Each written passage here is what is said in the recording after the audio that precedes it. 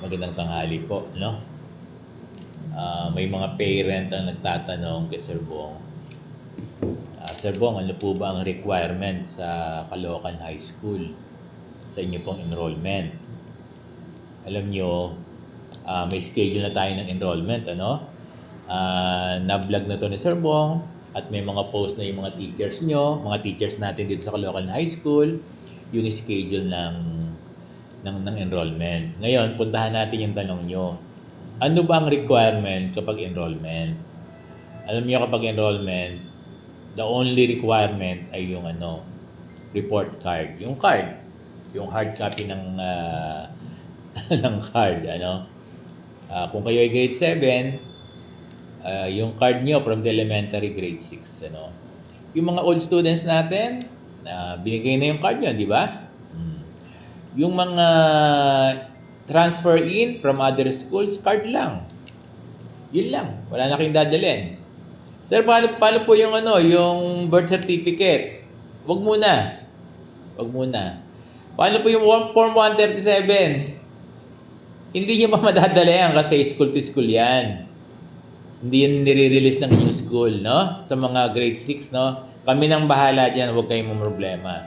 Kahit yung mga transfer in, huwag kayong problema sa Form 137, kami nang bahala kapag nag-enroll na kayo dito sa Caloocan High School. At yung mga mag-enroll sa public schools, hindi lang Caloocan High School ha, from grade 7 to grade 11, sa secondary, sa high school, kasi sa elementary meron na sila no? Meron kayong libreng school supplies na bigay ni Mayor Along.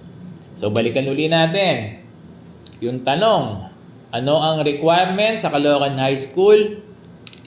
Report card lang, okay na. Pag walang report card, sabi sa sa DepEd memo, i-enroll pa rin kayo. Gagawa lang kayo ng letter of undertaking. I-enroll pa rin kayo. Oo. Sa pag-enroll ng mga estudyante, dapat kasama yung parent. Hindi po pwedeng kasama yung parent. Dapat i-guide nyo. Kasi may pipirmahan tayo dito meron kayong pipirmahang form enrollment form. Enrollment form, ipi-fill out nyo yun, tapos nandun, lalagdaan nyo ng magulang. Hindi po, kami dito sa Caloocan High School, hindi pwedeng walang parent. Kasi dapat gagabayan nyo yung mga parent, yung mga estudyante nyo, yung mga anak nyo. Gagabayan nyo. Kasi meron kayo sa enrollment form, merong kasama doon na pipirma yung mga parent. Kaya, ini-encourage natin o required dito sa Caloocan High School na kasama dapat yung mga parent. Kasama yung mga parents sa enrollment. Again, kung hindi pa available para doon sa mga grade 6 students natin, at doon sa mga transfer in, kung hindi pa available yung card nyo, no worry, okay lang yon, no problem. Okay, makakapag-enroll pa rin kayo dito sa Caloocan High School.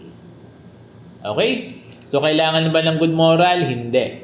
Sa Caloocan High School kasi wala namang sinasabi sa DepEd memo na kailangan ng good moral. Kailangan na ba kaagad ng birth certificate? Walang sinasabi sa DepEd memo na ibibigay mo na. Ang sinasabi doon ay pwede namang to follow. Okay? Form 107, hindi talaga binibigay pa yan.